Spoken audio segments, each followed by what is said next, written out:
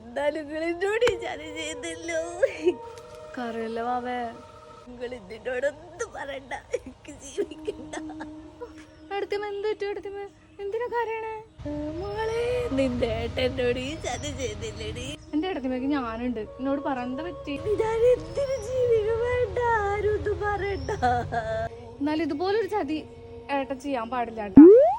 ഇതിന് ഞാൻ എന്ത് ചെയ്തെന്നാ പറയണേ? അല്ല ഏട്ടനെ എന്തായിരുന്നു ചെയ്ത്? ഞാൻ പറയാം.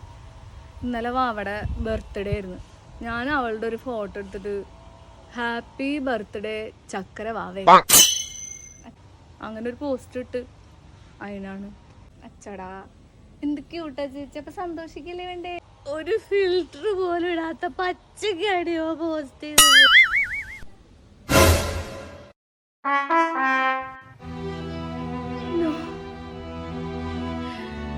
ചേട്ടാ, ഇതിനെനിക്ക് ചേട്ടന്റെ കൂടെ ഒരിക്കലും നിൽക്കാൻ പറ്റില്ല ചേട്ടാ.